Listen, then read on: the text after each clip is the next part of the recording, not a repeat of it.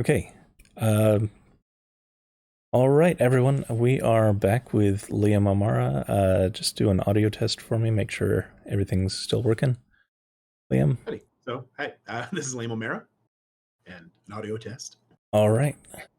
So, as a reintroduction, Liam is a congressional hopeful out in California's 42nd district. We spoke with him before the election. Very, very pleased to have you back on the show and to come and talk with us again. A lot has happened since then, obviously. Yeah, it's always a lot going on, but yeah, for sure. So first, I think it would be a good point to start to talk about the election itself. You brought the margin in your district against Ken Calvert down quite a bit from historically. Obviously, he just has been running and just largely unopposed, and you brought the competition there. Yeah, it's interesting. For the 10 years that the 42nd has existed, because we redistrict every 10 years or so, and they frequently change rather a lot in California just because of the population size and movements around. Mm-hmm.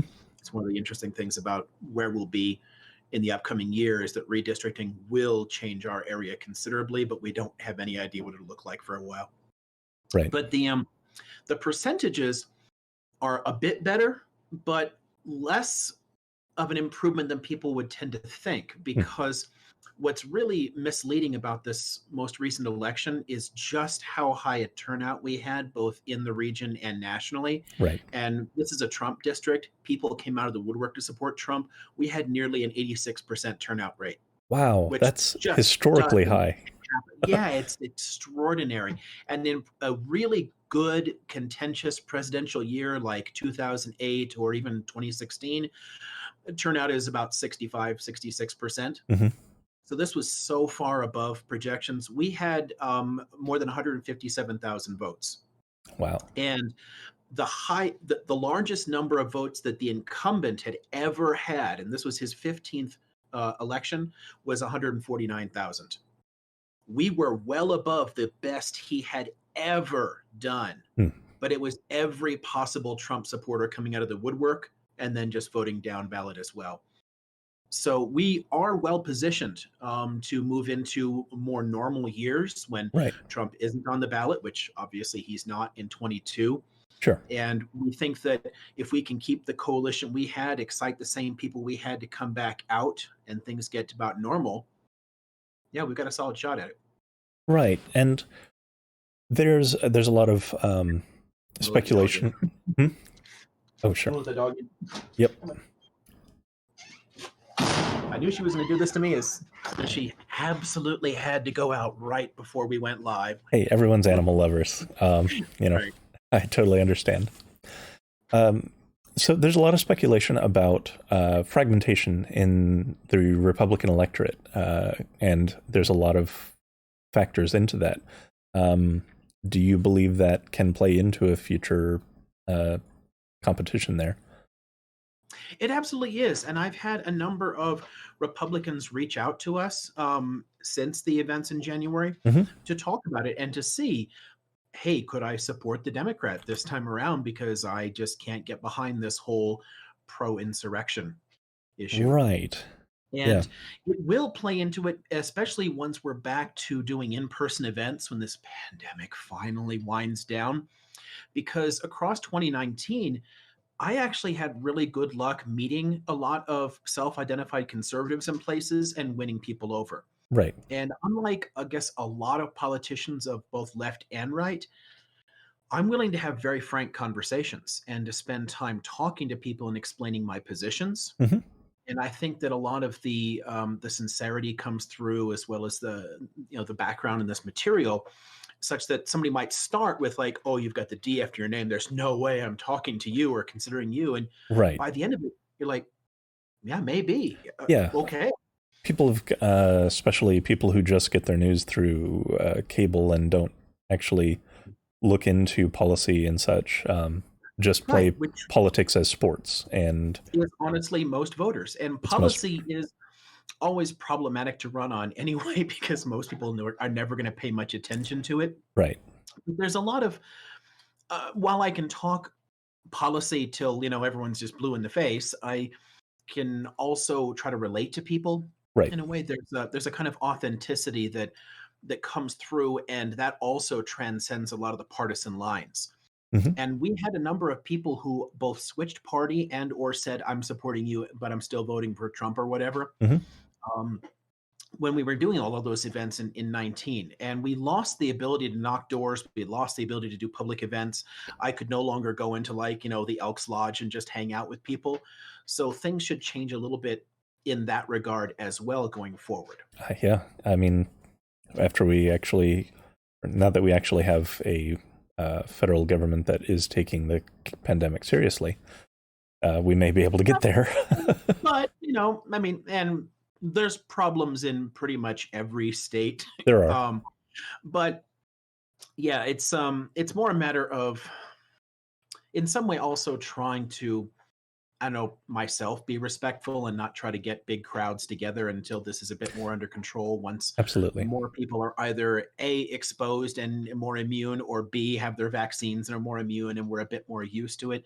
But we just saw that every time you relaxed and people went back to public events, Yeah, it's people were spiked. showing up without their masks and getting in close together, and we would always have massive spikes. Yeah, and part of that is we've had a failure to have any sort of like contact tracing system in place. Absolutely. And we Um, just never bothered. yeah, I mean, we're by far the worst in the rich world right. for how we've handled that, and it's just, I don't know. It's part of a pattern, I guess. I don't understand why Americans are content to scrape the bottom of the barrel in one statistic after another in the rich world. I mean, yeah, if we want to compare ourselves to the poorest of the poor countries, okay, we often do all right. But is that really what all we expect for ourselves? I mean, I don't know. I would hope that we would do better at a lot of things like this, and it's such a struggle. Yeah, and a lot of that goes to lack of information, I think, Mhm. which, And as you were and a talking media about, that yeah. that consciously misinforms people. Hmm. I mean, media was never perfect in this country. I mean, but it used to do a bit better job when it was more of a loss leader and not a way to make money. Right, Since it's just a profitable business and there's no obligation to be honest, everyone's going to chase after a particular chunk of market share, get them as excited as possible and offended and outraged so they keep watching, and in the process completely misinform them about what's happening. right. Or even when they do try to inform, they underinform because everything is compacted down to 30-second segments. Mhm. Yeah, exactly. Or 10 seconds. I mean, they Yeah, just don't bother with a lot of things. right. Or they'll spend tons of time on, like, okay, heaven forbid anyone get in a horrible car wreck, but Tiger Woods is going to get 24-hour news coverage. And we're not going to talk about, I don't know, increasing poverty or melting glaciers or, Right. people starving to death in the tens of thousands in Yemen. It's just not Yeah. relevant. So, I did want to ask a little bit more about your take, your view on the insurrection event that happened on the 6th. Like, I don't want to belabor it. A lot of people have talked about it, but I was curious what you saw there. What kind of what factors you believe contributed to it, and more importantly, how do we still have a lot of the electorate that is on board with that kind of Mhm. complete rejection of democracy. How do we step back from that? How do we get everyone back on kind of the same page, at least in the same world? Yeah, they're both big questions. And remind me if I forget the second half of that, because Yeah. that where we go from here Hmm. is an important one, but it's a complicated one to unpack quickly, and Sure. I want to think through that and give you a nice good answer for that. The Why did this happen? How did this play out? I mean, that we still have this big a problem. The sad thing about this is just how stunningly obvious it was that this was going to happen. This was obvious during the 2016 election. Hmm. When you had someone saying, yeah, if the election doesn't go right for me, I'm probably not going to accept the results. I won't commit to accepting the results. I'm going to keep playing my conspiracy theories. And the fact that he had built his entire brand on conspiracy theories, whether it's, the Central Park Five or birtherism or this or that, just trying to rile people up with misinformation.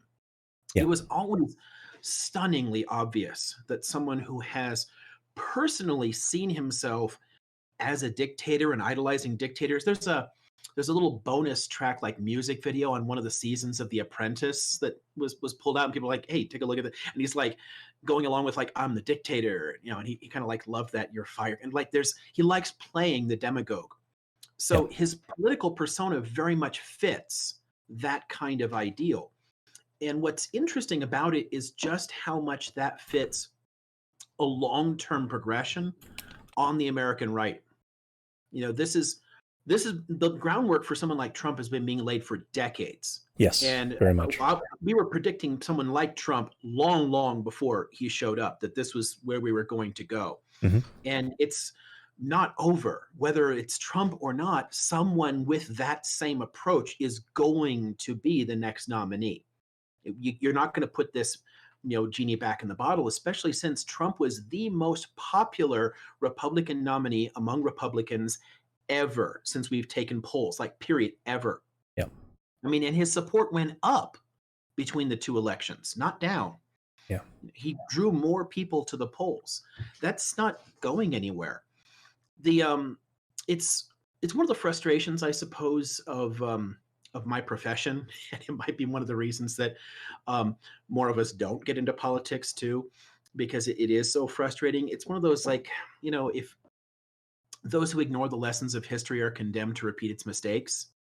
And since we keep doing that as a society, you're just sitting there just watching helplessly, like come on, like why are we doing this the same way again? Because humans, we have not changed much fundamentally. The social circumstances change markedly, cultures change, socioeconomic systems change, but humans are humans. Hmm. And if you put them in similar situations, they will do the same things. It's one of the reasons that a lot of the exceptionalism always bothers me. Like, well, I could never have been one of those people who put up with the Nazis and watched their neighbors get rounded up. I'm like, yeah, you absolutely would. You would have been one of those people quietly saying, well, they must have done something bad, because Yep. that's just what people keep doing over and over and over again in the same circumstances. Absolutely. So when you put us in these kind of circumstances and you present this kind of figure and you present these kind of circumstances, one of the things that frustrated me too about the rise of Trump and Trumpism, Hmm. and what really, really offended me in the media across 2015 and 2016, when everyone was just like, yeah, Trump's got no chance at all. I was with Michael Moore, like, oh, hell yeah, this guy's got a chance. Yeah. Because a lot of, and I say this with love, liberals, a lot of liberals come from a place of real privilege where they're not really exposed to just how bad a lot of things are. And this is Yes. especially true since the Democratic Party started focusing on the college educated and professionals and Right. left behind so much of the working class, is they don't see just how disconnected our society has gotten, whether it's in our social spheres and bubbles or in the economic situation. The fact that we're declining steadily, I don't know. I'm always like pulling out little statistics just to throw things at people in the social media, kind of poke people. And I was like, okay, yeah. If you go back a dozen years, we were like fourth in the world in our standard of living, and we're at 17th. Do you not see a problem here? Steady decline makes people nervous. And that's what demagogues thrive on. Yes. They thrive on fear. It's always fear. And the fears don't have to be rational. I mean, I don't know, look at Hitler and anti-Semites. Like, Jews were 0.5% of the population. They were not going to threaten Germany. It's completely insane. Or, I mean, a lot of Mussolini's rise was down honestly to misogyny, Hmm. was men's insecurity about women getting jobs. He's like, I will come into power and I will send those girls back home. Like, and yeah, sign me up. Like, it doesn't make sense, but people sign up for it. if there is a reason to be afraid, if there's anything you can exploit, and people have been building fears for so long on the right, fear of immigration, fear of drugs, all this kind of stuff, that someone like Trump, who would put all the pieces together and say, this is the path to a dictatorship, was dead obvious. Mm-hmm. The flip side of that about the specifics of the insurgency itself, the actual insurrection, Mm-hmm. that also, I called that too, like Yeah. 5 years ago. I mean, if he was going to pull this thing off, our institutions would hold. We have declined significantly in terms of our basic social structure, like in terms of the electorate and what we would want, and our declining support for democracy, even. But I knew that in 4 years, it wouldn't be enough for someone to undermine the system enough that they could get away with a coup. And that's literally what he tried. I mean, he was looking for an opportunity, and it took the election itself to finally present it. There was plenty of times when you could see they're thinking, could this be our Reichstag moment? Could this be the?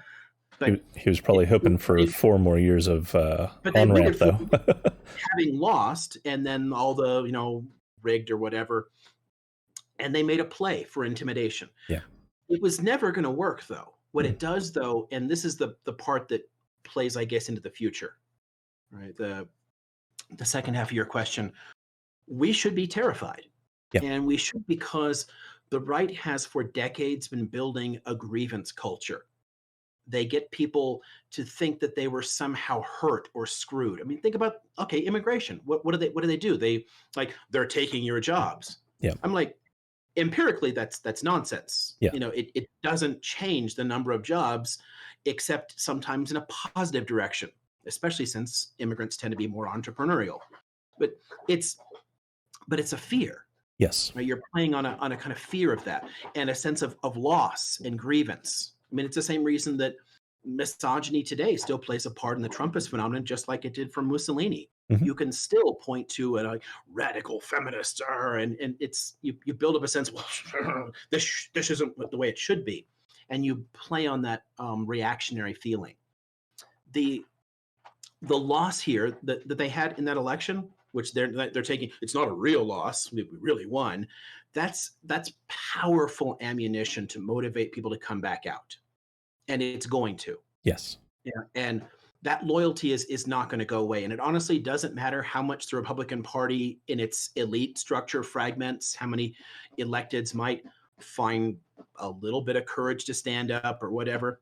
I mean, the Never Trumper movement didn't sway people in 2016, and it really didn't sway people in 2020 either, Right. because there are so many more untapped populist voters that you can bring in. The Lincoln Project primarily played to Democrats. It wasn't a big factor for conservatives. And if we continue to assume that will save us, I mean, we're just fooling ourselves. We have to solve the real problems. So what are some of the building blocks to doing that? How do we bridge that gap and actually pull the veil apart and bring those in the right back to kind of living in the same world and seeing that for what it was, or restoring them, even valuing living in a democracy for that matter? Yeah, that's a hard part, because people want, and this is especially true in terms of voters, but people just in general, they want a nice easy answer. Sure. Something quick, something that looks like, oh yes, we can clearly fix this problem. And we're looking at a problem that took many decades to create. Yeah. That has been building steadily since the 1960s in this country, and built on elements that were always present in this country. I mean, Tocqueville in the 1850s was talking about the anti-intellectualism in a lot of American popular culture. There are pieces of this puzzle that were already there. Mm-hmm. And it takes a long time to undo harm like that. There's good sides and bad sides to approaching this as a historian. On the one hand, I can see that change always happens, that change is inevitable, that you're never stuck with something. This is not the way things will be. Where it goes, that's more up to us. But change is inevitable.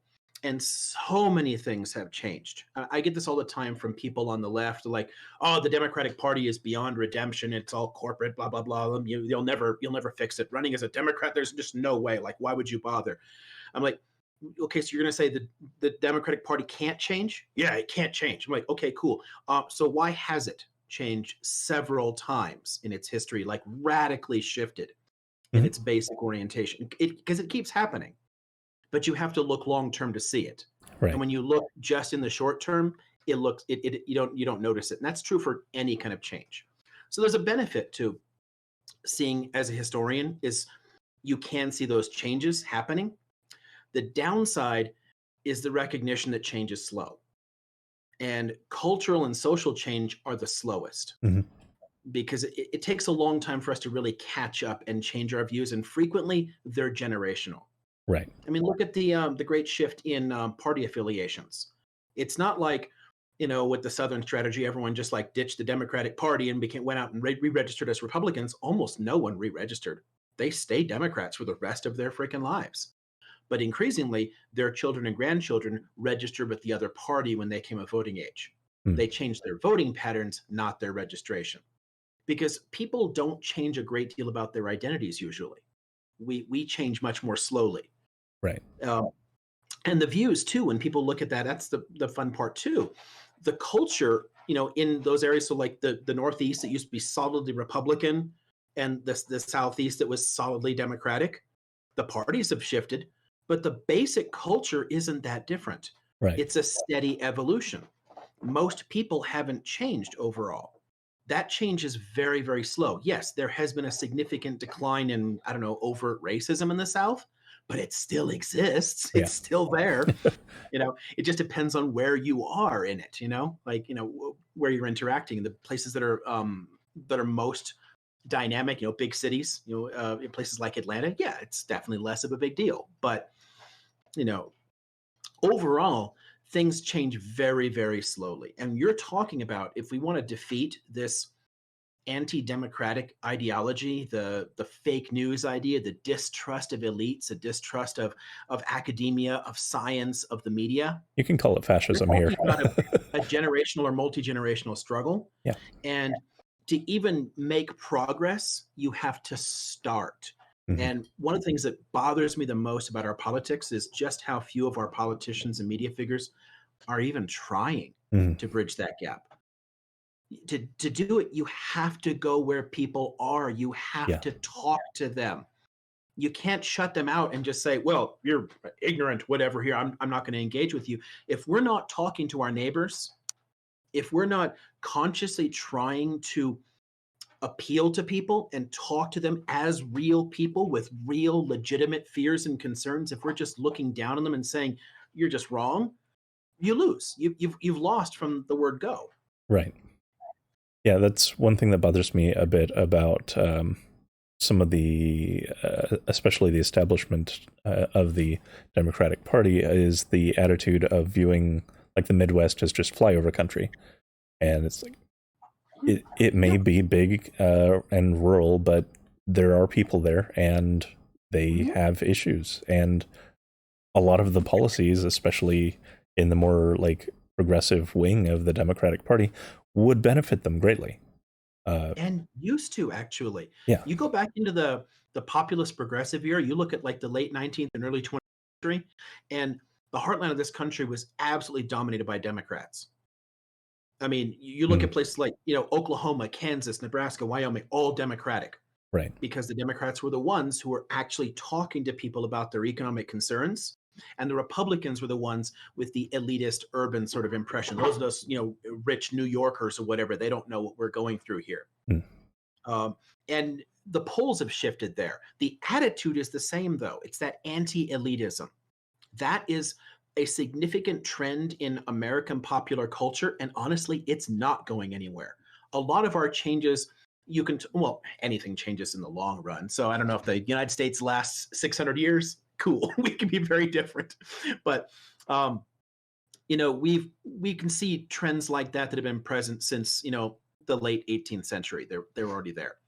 That distrust of city folk, the distrust of the educated. It's always been a part of our cultural DNA, and it's not going away.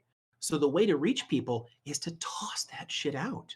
Is to say, sit down with people and have a beer and talk to them and talk about how you can make life better for their family.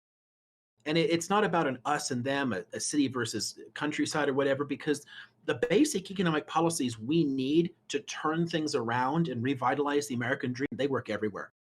They would benefit New York and California as much as they would benefit Nebraska and Mississippi. Yeah. I mean, it's all the same stuff. We would all have a higher standard of living. But you have to go to where people are and talk to them about it in a way that like matters, that seems trustworthy, not preaching from an ivory tower. Yeah, like for example, reaching out to a relatively modest sized streamer and coming and talking to us, which again, I I'll talk to appreciate. anybody, really. Yeah. I mean, and it's true for online fora like this, where again, I'll talk to anybody as an opportunity to get something out. I mean, hey, if three people see this and they were interested, that's three people I didn't get to talk to before. Yeah. But it's the same in in-person events. And it's why I go to like, picnics or the Moose Lodge or whatever. It's an opportunity to sit and talk to somebody. So yeah, I'll just Yeah. show up at like the VFW and have a beer with somebody and we'll talk. That's how we can really bridge those gaps. It was actually one thing that I mean, I had a lot of disagreements with him on policy issues, but I really respected Beto's hustle. I respected that he went everywhere, that he sat in cafes and diners and just went and talked to people. Right. That is what we need desperately in this country to get back to. And until we do, we're not really going to win anybody back. Right. Shifting gears slightly, I wanted to also ask about the Biden administration itself, as they're coming into power and starting up, getting things done. What do you see there that's good? What do you see there that's bad? What do you think are going to be some of the biggest challenges and potential pitfalls that that incoming administration is going to be facing, especially given the current form of Congress? Right. Yeah, that's a good one, and I can definitely give you things on both sides of that. The good is actually easier. It's a a simpler topic. One thing you can definitely expect from them is a level of professionalism. Right. Democrats do tend to appoint fewer criminals, and they tend to appoint more people who are competent in their areas. So, hey, this advisory board talks about science. Let's hire a scientist, not an oil lobbyist. Like, simple things like that would just kind of make sense. Right. We can definitely expect a higher degree of competence from the Biden administration than we've had for 4 years. That's indisputable. And I think that we'll also see at least a bit more empathy from government when things go wrong. I mean, when, shit hit the fan in Texas, the federal government immediately stepped up and said, we will provide resources. Right. And when California was on fire, Trump was like, well, they didn't vote for me and they don't like me. They should rake the leaves.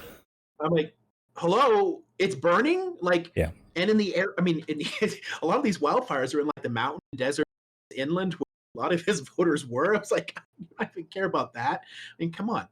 It's this need for loyalty. We won't see as much of that. We'll see somebody who actually does seem to take seriously the job of president, right. which is to take care of all of us. So that's also a positive.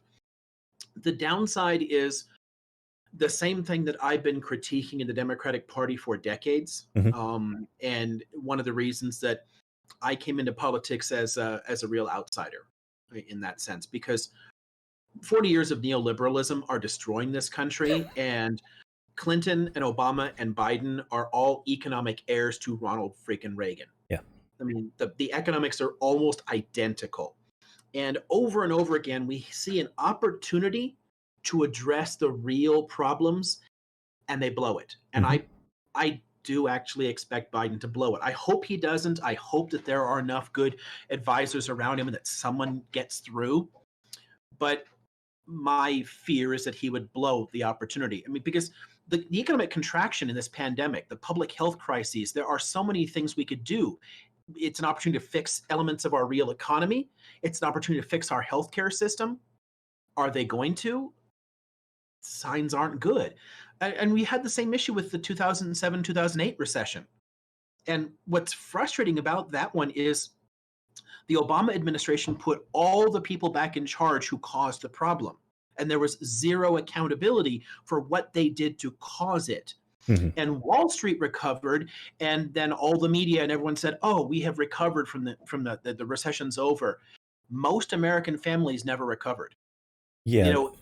In the last 20 some years, the bottom 50% of this country have lost $1 trillion in wealth. We have less than we had before the '07 crash.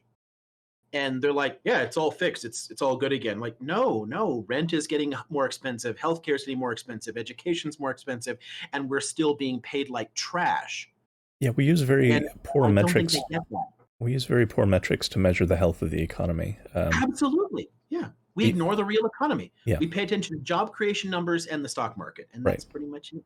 Yeah, and And sometimes the they don't, GDP. And yeah, and none of the three really tell the whole story. It doesn't matter how many jobs you create. If they don't pay a living wage, they're actually harmful to the economy. They're a net right, negative. Creating more jobs that do not pay well drag us down because it's more people who are going to need public assistance or, be shacked up with people who or won't have the money to go out and spend. We just don't understand that we're not a capital goods economy anymore. We haven't been since the 1920s. We're a consumer goods economy. hmm We need money in the hands of ordinary people or the whole thing slows down. And that's the real downside, I think, for Biden is that his economics are neoliberal and he is inherently a more conservative thinker.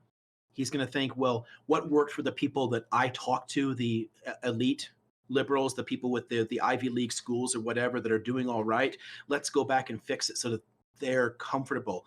And we're not really going to pay attention to the continuing decline in the bottom 50% in this country.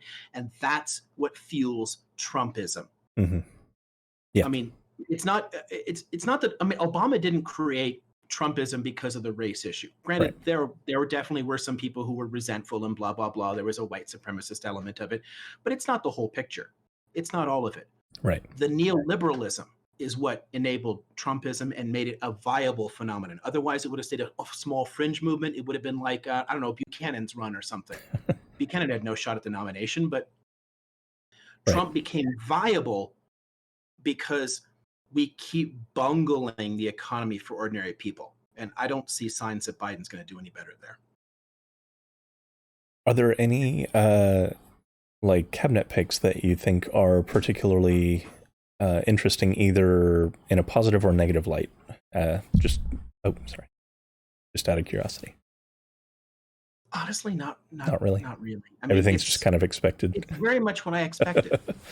A few symbolic nods to decent picks here or there, and then a number of genuinely awful, pro-war type people. Right. More lobbyists, more Ivy Leaguers. It's very much what we got with the Clinton and Obama cabinets. Yeah. An occasional bright light and a lot of poor choices, but nothing that's really remarkable or hopeful. That's a fair take. That's kind of my impression as well. I'm a little bit hopeful with Miss Holland. I'm probably mispronouncing that, but yeah, generally it's pretty flat. That's another one that Manchin said he would oppose, right? I think so. Yeah, there were a couple that he came out against that get problematic. I think it was that and Tandon that he had an issue with. Right. Granted, I'm not unhappy about the latter, but it's a whole different issue. So, I also wanted to shift gears to talk about California itself. I have seen some mixed answers about how Newsom has been handling COVID. I've seen some various things coming out of there about how how kind of economically things have been shifting or compressing just due to this pandemic. And Like, Mm. what are some of the current challenges facing specifically California and your district that you think aren't really necessarily getting that much attention? I know Texas is a major issue, and I'm curious about that as well. But you're primarily running in California, so Right. Yeah, exactly. I mean, that's one of the fun things about just the Congress in general is you really are dealing with national and international stuff, but you do come from a place and you right, do have particular voters and they matter. yeah, And that's where there's both a challenge and an opportunity. I see in the some of the problems that we have as a state a significant opportunity for the right to bounce back in a number of areas. And there's mm, a reason that California lost more seats than anywhere else in the House. And they're all in places that do have significant swing voters, significant populations of people who can go either way or choose to stay home. They're not in the really safe districts, obviously. right, And that's problematic. And yeah, do I see like the recall Newsom thing going anywhere? No, it's not going to get big enough to do it. Things like that rarely happen, but anything's possible.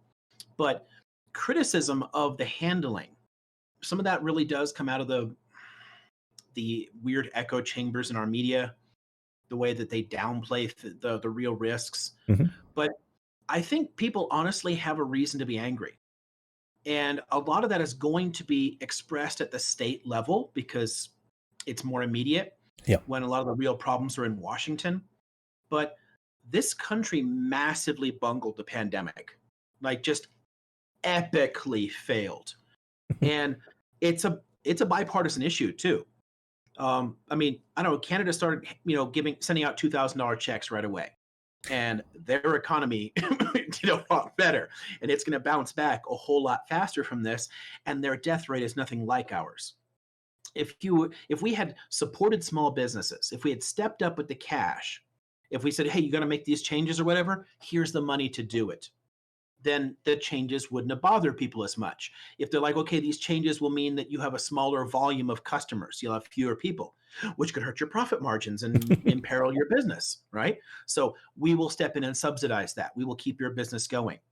If you don't do that, when things are better and people go back out of their houses and they can no longer go to the store because it's closed, that hurts the whole economy and more people are out of work and everything else. right, So we didn't think about supporting the small businesses. As usual, we gave massive handouts to huge corporations that didn't need them. Most of the stimulus money was not stimulus at all. It was corporate welfare. We should have given money to people and small businesses. We said, here's $1,200, make it last for 9 months. yeah, And then we left the small businesses almost entirely in the lurch. I mean, my incumbent actually voted against oversight for that spending too, so that a lot of it could be funneled to massive corporations and not to the small businesses that it was actually supposed to go to. We did have a fund to support small businesses like interest-free loans or whatever, to keep people on the payroll. We didn't do it. hmm, But I don't know, countries, I mean, Bulgaria is not a wealthy country, and Bulgaria could afford wage subsidies. If they can afford to give people, 70, 80% of their normal income until they stay home, why the hell can't the richest country in the world do that? We could have been done with this pandemic in 5, 6 months if we just paid everyone to stay home and stumped up cash to small businesses. we can Instead, always we make it stretch way out, harm tons of businesses, and people are going to blame the government. yeah, And the states are forced to pick up the pieces there. The states are forced into blunt measures like shutdowns mm, and then closing things and then reopening them and closing them again and like just pulling your hair out trying to figure out what to do because of these massive spikes in infection rate. Well, if we just handled it right from the first place, you wouldn't be in that situation at all. hmm, I mean, Taiwan never shut down. They didn't have to. The government stumped up the money for the changes that businesses needed. yeah, Instead of the contact tracing that you mentioned, when people show up, they get quarantined in hotels. They get into a taxi or whatever, and they're being sprayed off with disinfectants and everything. People took it seriously, yeah. and the government provided the funds needed for those changes. We did none of that. So yeah, I think there is a significant backlash we already saw in 2020, and there will be another one in 22. And what I have to do is in a sense, position myself against it. I have to run as the Democrat with the Democratic Party and supporting Democrats and whatnot, but pointing out to people as diplomatically as I can that we have to do better to help ordinary people and to help them to understand that we want to help them. Otherwise, the voters are going to blame us for the problem. Hmm. It's a problem, and Democrats do have a significant brand issue. Sacramento being overwhelmingly dominated by Democrats is a problem for a lot of people. They don't see the policy specifics. Right. What they see is there's a problem. These guys are in charge, ergo, they are bad. Right. So it is a real challenge for us. And we do have to manage to position ourselves to people as enough of an outsider on the policy issues that being associated with all the problems and crises that we have under this pandemic and whatever is not all of us. On the plus side, just to, I don't know, a little 30 seconds of good news. Things will eventually taper out. I mean, Yeah. the pandemic is going to wind back down. The economy will rebound. The markets will rebound. Again, competence in government matters. Even if the policy is not what we need, it's going to be slightly better, and it will at least be competently executed. Mhm. So I think the recovery will be much more substantial in the first 2 years under Biden than it would have been otherwise. And that could be something we could say, hey, look, we are working for you. These majorities did do something, and I have to like hope and pray that we actually get some good stuff through Congress Yeah. that helps us look better. Um, yeah. Those are some rough challenges for sure. Especially trying to walk that tightrope of, you know, running as a Democrat while highlighting some of the problems under that umbrella. um, Yeah. one, I mean, it's worked for us overall in terms of raw numbers. It just yeah. depends on how you do it. Well, But it is. what you're describing is basically giving people something to vote for rather than just we're Mhm. not Republicans. Right. Absolutely. And honestly, that it's what we need to be doing everywhere anyway. Yeah. Is just talking about what we can actually do. And I'm not out there like vote for me because I'm the. Yeah. I will actually fight for you. I will fight for working families. And it's a whole different argument to make. Hmm.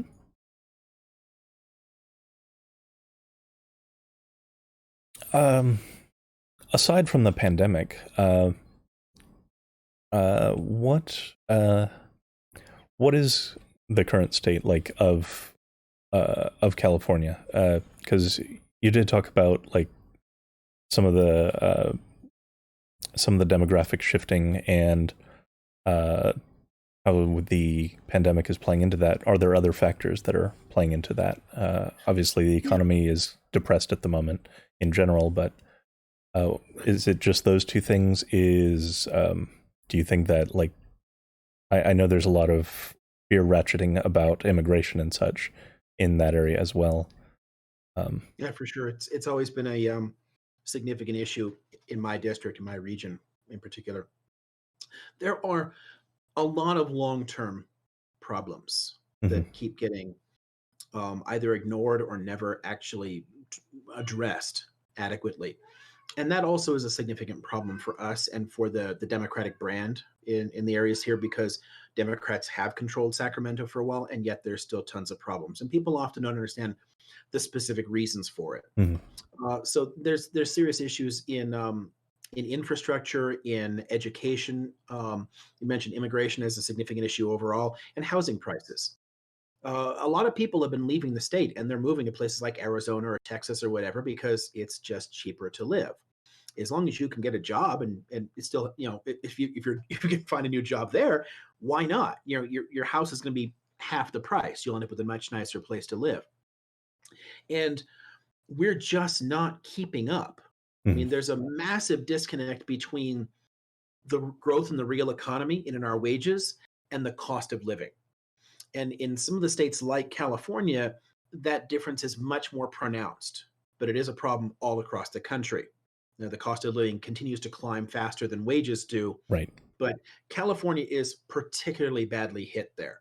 And when you're looking at, oh, yeah, this nice little starter home is $600,000. I'm like, Right. And you need 100 grand or 200 grand down or something like, no. And people get forced into stay in the rental market, and the rentals are too expensive. Yeah. So you're paying tons out for that. The bank says you don't have enough to afford a mortgage, so you pay more in rent than you would be paying in a mortgage, which makes it impossible to save up. So home ownership rates are falling. Gen Xers and millennials or whatnot are just not buying houses because it's out of their reach. Right. We don't invest enough in basic infrastructure or in education. There's a significant problem, I think, in our state in particular, but also across the country, in the frequent connection between local property values and property taxes and your schools. I mean, because for one thing, it builds in a lot of generational poverty. Wealthier areas have higher property taxes, therefore nicer schools, and the kids get a better education. Poor areas get less money for the schools, and the federal government doesn't stump up enough to make the differences or whatever. And you crank out people that sustain that system. It's patently unfair. But it Right. also means that the overall spending is never enough for places where the population has grown considerably. And California is huge. Yeah. We're bigger than most countries, and we just don't spend enough on schools.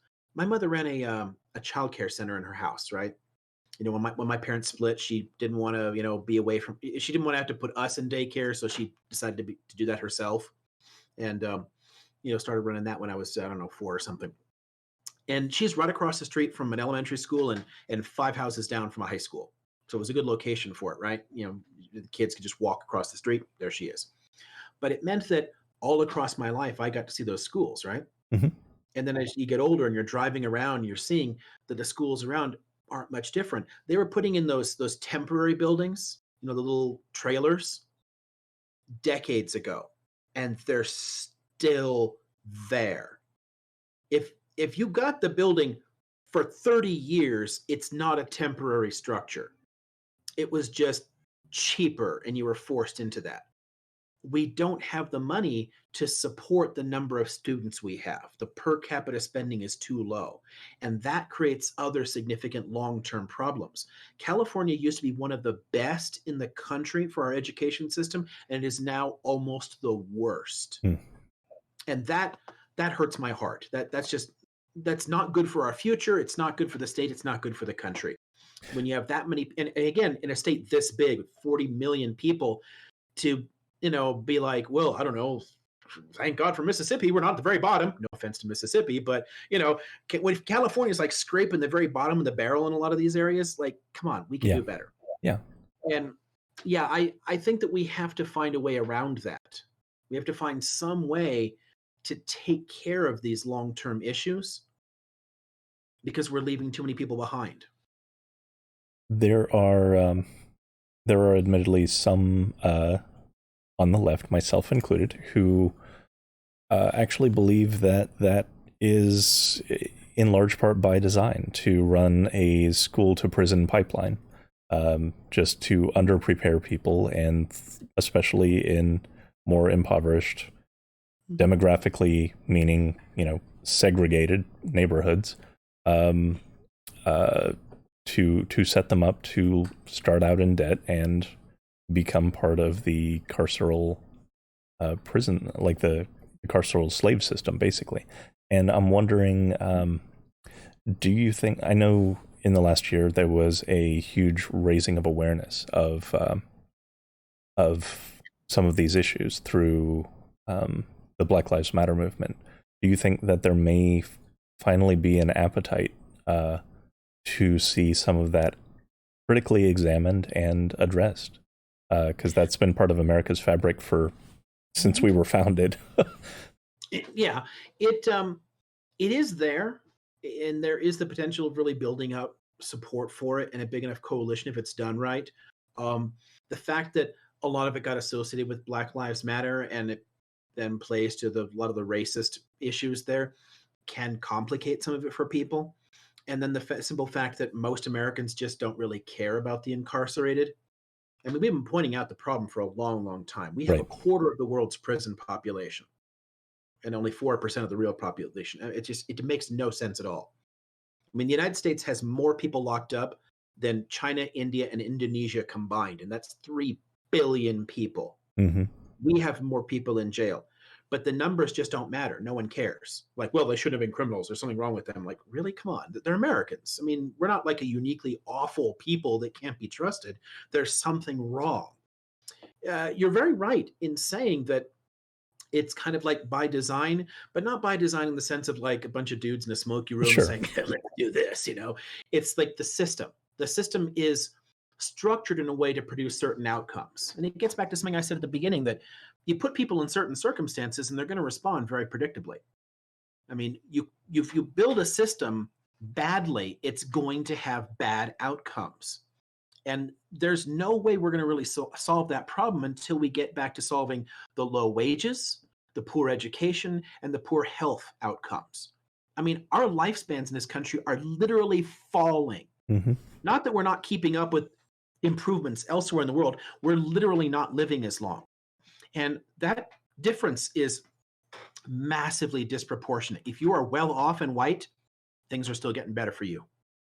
Everyone else is just screwed. The poor are left out. People of color are left out. Our lifespans are falling. And there's just so little awareness of what's causing that. I mean, if we don't deal with like the healthcare issues and the education and some of these really fundamental stuff, then yeah, our school system is just going to keep sending people off to jail because, if I've got a choice between like selling crack and working for $7 an hour, you know, $7 an hour won't even get a roof over your head. yeah, a lot of people are like, I'd kind of like to pay the rent or something. I don't know, like maybe not be and you start taking those chances. You're like, I'll go along with you on this robbery, and you like fall into a pattern. Hmm. It's not that people are just somehow uniquely awful. Most people are not inherently criminal.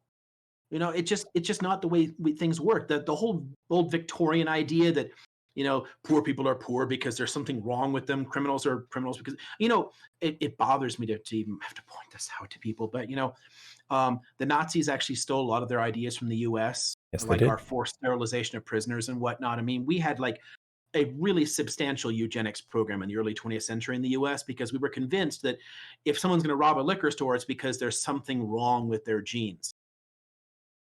And that's bullshit. It's the social circumstances that they're in. Yeah, and ICE itself is still flirting with some of that with Mhm. their handling of some of the Yeah, yeah, detention yeah. centers. Even if they don't have the very explicit ideologies anymore, the attitudes are still there. Yeah. And the dismissal is still there, and the dehumanizing people is still there. It's one of the reasons it's absolutely fair to refer to the immigration detention camps as concentration Yeah. camps, because they are. Hmm. And they're often managed with a significant amount of cruelty, not by design in the sense of like the policy is like, hey, make this as hard for them as possible, but the people running it day to day, some of them are kind of inured to that suffering. There's a kind of callousness that comes in because the system produces certain outcomes. I mean, people who work in American prison systems in general, I Hmm. mean, there's a significant level of brutality in American prisons that isn't in there. It isn't true for most of the developed world, but it's not that people are somehow awful that get in there. I know people who've been prison guards. They're not terrible people, just like Americans in general. We're not bad people, but you put them in a situation where you are now lording it over somebody and people teach you certain practices, certain attitudes, and it brutalizes you. Yeah. We're constantly replicating exactly the wrong kinds of behaviors. And our education system, you're exactly right, does it significantly contributes to our carceral problem. And the crime itself, too. The fact that the US still has the highest crime rates in the rich world. I mean, granted, they're still falling. I mean, American crime rates are nothing like they were in the 1990s. So people being like so freaked out and scared about it, I'm like, are you kidding? It's like a lot better. But they are still higher than anywhere else in the rich world. And that provides another fear Hmm. that far right demagogues can play on. The whole safety issue. Put me in there and I will protect you from them.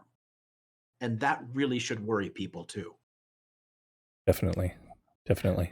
You asked it at the beginning, and I totally neglected this. So just pointing out, you asked about if there's an attitude, sorry, an appetite for reform.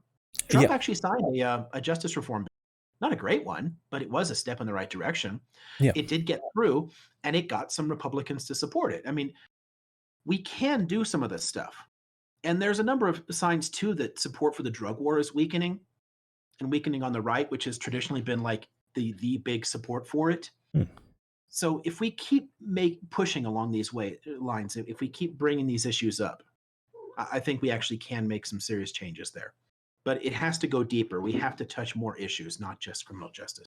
right, definitely. Yeah, especially insofar as, like you mentioned, education and actually getting people financial and health security. Right? Yeah. Is Go figure. A living wage, healthcare, like a good education, and things get better. I mean, the crime rate is so much lower across like Europe, Japan, South Korea, like developed countries, Mhm. Canada, Australia. It's not lower because the people are better than Right. Americans somehow. I mean, it's lower because people are more financially secure. It's not rocket science. Yeah. I am curious about, and this, I understand running for Congress, you may have to be a little bit soft on this question, but it is one that's kind of near and dear to my heart. We've touched on immigration a little bit.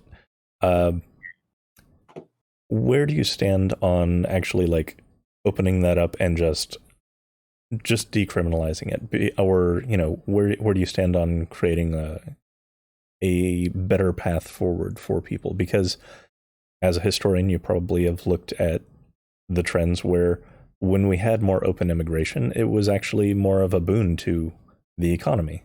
We had Mhm. a stronger workforce and such. And Mhm. Absolutely. but like And what? we also still have a far lower population density than Yeah, other rich countries. right. It's not like we're short of room. I mean, more immigrants pour in. Okay, cool. Move to move to Wyoming. There's only 500,000 people there. Now, I mean, there's room. Clearly whole new cities could be built up. And we could make so. Yeah. So as a historian, it's hard to escape that. It really is hard to escape the fact that immigration is always in the long run a net benefit to every country that takes them in.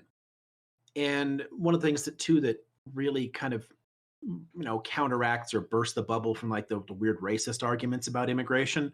They were like, well, Scandinavia is better off because they're all white people. I'm like, this country's 17% foreign born, 18% foreign born, like literally immigrants right now because Yeah, their population is skyrocketing. And somehow the crime rates are still much lower and coming down and the economy is growing. And yeah, but it's again, people don't like having to face that sort of thing. And immigration is a pretty toxic issue, especially in a conservative area like ours. right. And it's hard to make those slow empirical arguments, especially when there's such um, a knee-jerk emotional reaction to it. A kind of fear that's built in. You see that even, I mean, Trump support among Hispanic voters actually went up because a lot of the rhetoric about legal versus illegal immigration, it does play well to people. And then they're thinking, well, we had to fight hard for the American dream about, they should. But you mentioned, I don't know, legalizing or whatever. Right. Like There's, our current process is fundamentally broken. It's designed to yeah, keep people from immigrating. it is. And there's a couple of issues there. One is people still misunderstand some of the basic terminology, and we should never have accepted it. We should never have acceded to the term illegal immigration because it's not actually illegal to be in the country without authorization. Status issue. It's a civil status. I mean, it's a misdemeanor to cross the border directly, like to just step across from Mexico into Texas or something. Mhm. But overstaying your visa, which is how a majority of people got here in the first place, they came in legally and just stayed. That's actually not illegal. Hmm. It's literally already not illegal. So the fact that we're rounding people up into concentration camps for it is offensive to me. I mean, it's a simple legal status issue. Go to them and say, hey, you need to file this paperwork or that paperwork, pay this fine. And that should have been it. You know, sign these papers, pay a fine, and it's resolved because it's not actually illegal. But we've allowed people to say it is, and then we allow people to act as though it is. And that bothers me. But you mentioned that it's intentionally broken, and oh my God, that is so true. And this again, as a historian, like, come on. The reason we have this problem is that we intentionally broke our legal immigration system and we stopped people from coming in when there was work to be done. An economy that has jobs and wants to grow will pull people in.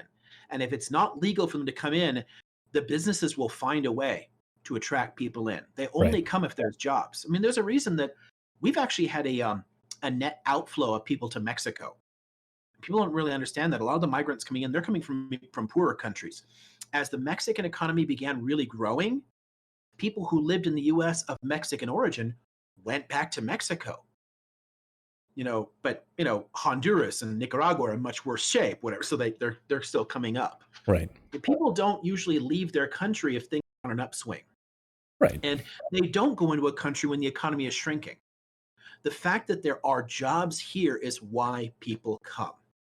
The argument I've used with people is you think about immigration like there's a river kind of flowing along, Mhm. right?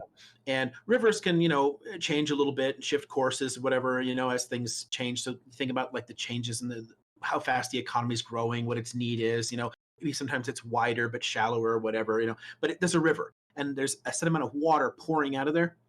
But if you put in artificial barriers, you start putting things in there just to narrow the river, but the same volume comes through because there still is a need for those people. The economy is calling them in. So the water is rushing down. It's going to start spilling over the edges Mhm. from those little walls, right? And that spilling over the edges, that's your undocumented illegal immigrant population. They came because there were jobs for them to do. And then we trapped them here by militarizing the border, but they're still doing productive work. Right. And that we would always have had immigration and migrant flows. I mean, before we started militarizing the border, we have maybe a couple 100,000, 400,000 undocumented people at any given time. People come in, work for a season, and they would go back. We locked them into the country, but they came here because there was a job for them in the first place. So, I mean, any attempt to deal with the immigration issue, and this is a hard one for Democrats and Republicans alike. We can't just talk about DACA or the Dreamers. We can't just talk about a path to citizenship. We can't just talk about solving that problem because people have given amnesty before. Reagan gave amnesty to Right. people who'd come in. I mean, that's not going to solve the problem. You have to fix the legal immigration system so that it actually responds adequately to economic demand. And if we don't do that, if we continue to ignore that and pretend that we can close off the borders and we have enough people, all you're doing is you're asking the country to get poorer. You're asking for our economy to shrink, our living standards to decline. I mean, if we really want to start growing, I mean, hell, you want to talk about the welfare states we've referred to a couple times in Europe, like that their living standards are going up while ours are going down. You know what made that possible? Immigrants. Mhm. After World War II, all the devastated countries of Europe opened the floodgates to immigration. Tons of people poured in from Eastern and Southern Europe. Then people started pouring out of the former colonized world as they started pulling out of there. Then people started coming out of like Sub-Saharan Africa and the Middle East. They're coming from wherever. So the sources changed decade to decade, but the need was there. And the migrants coming in provided the economic growth and the tax base needed to support the welfare state. If you have a graying population, your economy starts to shrink. Period. End of story. Very good answer. So, I mean, it's the how you deal with voters. That's the comment. Yeah, it But is. we have to find a way to get through the bullshit. And I don't think that we get anywhere by dancing around it. I think that even if voters are going to disagree with me on the issue, and plenty will, if you're at least honest about it, and you point out that there's an empirical basis for it and you're very sincere about it and you're not dancing around the subject and trying to pander to, I'm going to tell one group this thing and this group the other, people are going to at least like, well, I respectfully disagree, but and then you can shift to something that you do agree on. Mhm. But let's talk about how I can increase your wages and lower your cost of living and everything else here. We have to find a way, at least in our race, to get past that disagreement, because plenty of the independent swing voters we need aren't going to disagree with me on immigration. There's no way around that. And I'll talk about it, Yeah. and I'll try to change minds where I can, but in many cases we're just going to have to agree to disagree, and that's fine. Yeah, I think it's perfectly reasonable and admirable. I don't think there's a single politician that a voter will agree on every single issue with anywhere. Exactly.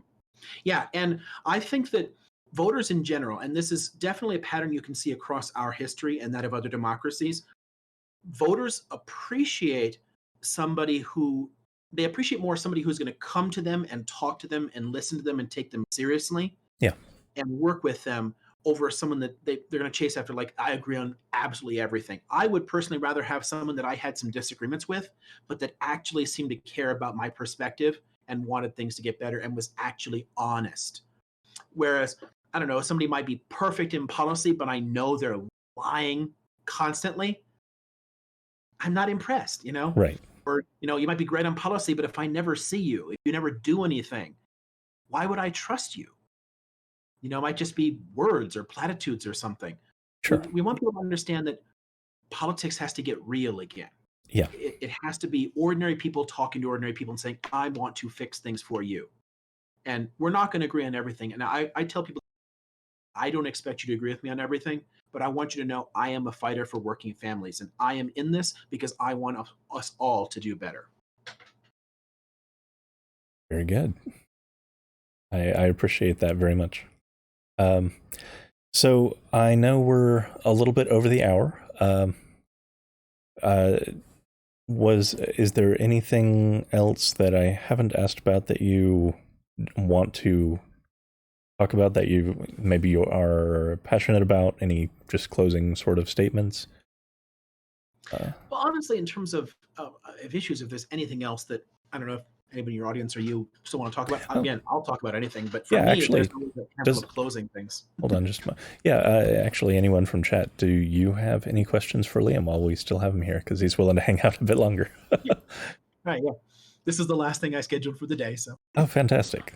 Fantastic. yeah, if there's anything that comes up, I mean, I'm always willing to talk about these things.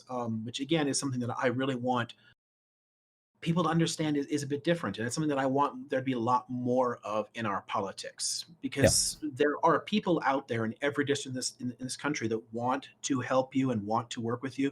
We just have to find those candidates and help them out. So as far as at least something that I would bring up, I mean, I'd be remiss if I didn't say there is a way to support this kind of politics in our country, and getting a bit of people first agenda. And some of that is directly supporting, like, volunteering, and some of that stuff can be done remotely too. For maybe in the country, there's all kinds of digital things people can do and help out. But there's, I mean, I hit this a lot, but I have to remind people, we have, because our politics has gotten so corrupt and there's so much dirty money in it, we've developed, especially on the left, a kind of learned helplessness about how much money we have and what we can do to help out. But the price of a coffee a month adds up. okay. And honestly, it doesn't seem like much. It's like $5, right? But not $5 once. Give $5 per month. Period. Hmm. Just set it up as a little recurring donation through ActBlue, $5 a month.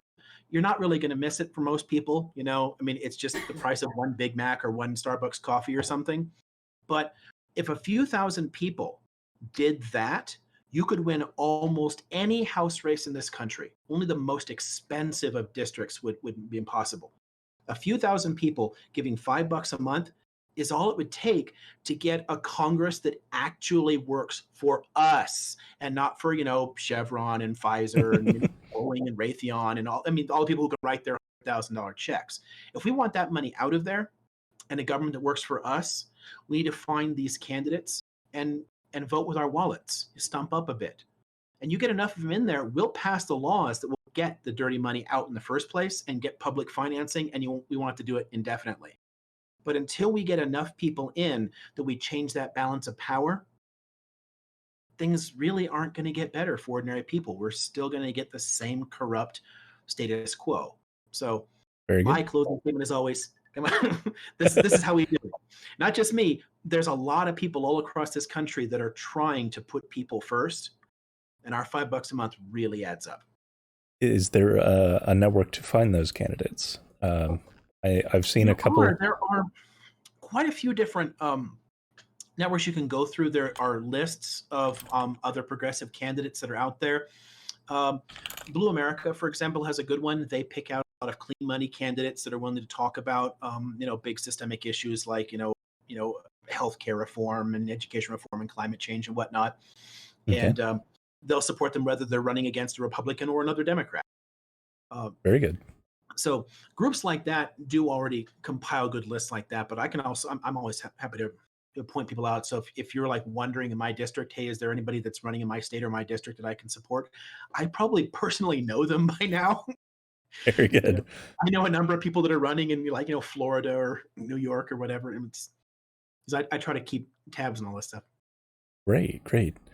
We do have a question from chat. Gonna adjust the phrasing just slightly, but regarding those you encounter who they don't seem open to new ideas, anything that they're not already believing in. How much effort, should be expended trying to get through that, trying to reach that type of individual, because they do exist. And quite common, honestly. Quite common. In some ways, the norm. I've pointed this out to people I don't know how many times. And I guess I'm guilty of it too. You get into these little back and forths or whatever. No one has ever won a Facebook argument. If you think that you're pulling out your articles and statistics and your facts and logic or whatever, and you're going to win this argument, you're not. Right. It's a kind of emotional masturbation. It's not really going to go anywhere. What's interesting about those discussions, though, and one of the reasons I think frequently to have them, is that those discussions can sway other people. And, there's always an audience to it. There's someone else who's hearing it that might not have thought about these things before, that might never have heard this particular statistic or whatever. Like, oh, that's interesting. I think for a lot of the people directly, though, one thing that you can do, and it varies a bit in how successful this is, really depending on the person or the issue. But if you run into a wall on something and someone's just not interested in something, I believe this is the way it is, skirt around that and talk about something else. Okay. And along the way, you can leave some breadcrumbs here and there. You can seed ideas. Even if someone didn't agree with you on an issue, if they talked to you long enough, some of the stuff might stick in their memory. So I think that it is generally worthwhile to do, even if someone disagrees with you. And sometimes the best thing you can do is right at the very beginning of the conversation. It's listen to them and take seriously their concerns. Okay. Even where you can, agree with their concern. If you can disarm somebody, you're like, well, I expected you to come at me and call me an idiot or something. You're not calling me a dumb hick. Like, are you they're like, they're not really expecting it. If you can disarm them a bit and they'll listen, and you're talking about something, even if they disagree and they're pushing back, if they're hearing something might percolate later in their heads, because we change our own minds. Argument doesn't change our mind. That's true. Someone isn't going to shut us down. It happens sometimes, but most people do not change their minds in an actual discussion there. It's just not how we work psychologically. But if you leave the right kind of arguments that fit the circumstances or the person, you're giving them a way to change their own mind later. And that, I think, is the main reason to engage in the first place. I think that's very good advice. Let's see.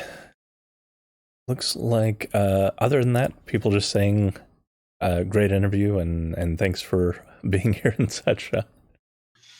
Yeah, always happy. Thank you very much for having me. Sorry, I'm rambling a bit. It's the later you get in the day, the more I tend to. Oh, no problem at all. I mean, I love. I really prefer long form discussions, and and really appreciate you taking the time to expand on some of these ideas. And you always have very good insights. So you are on the ballot there in 2022. Yeah. Yep. So we're not going away. I mean, how the borders actually look is a big open question for us, but I am running for Southwest Riverside County, no matter what it looks like. Okay. So. Very, very good. I don't know if you are much of a Twitch watcher, but if you're interested, one thing that we've been doing on this channel for the past several weeks is there's a series of essays that Kaepernick Publishing put out. 30 essays from activists and scholars and things talking about the carceral problem in the United States. And we've been going through them one essay at a time, one per week, and just kind of reading them and talking about them. And if you wanted to stick around, would be happy to have you. I mean, it would be off of video, but if you wanted to stick around and watch, you're welcome to. That's where you're heading into right now, or? Yeah, right off of this. Yep. And yeah, but I totally understand if not. Yeah, I'll try and keep it on for a bit. Yeah. Okay, very good. Well, appreciate you taking the time, and good luck in 2022. Everyone, I did drop the link for Liam's website there if you want to toss him a cup of coffee every month or so. Definitely appreciated. And if you want to look for candidates in your area, totally understand that as well. So, all right. Thanks very much. Thank you.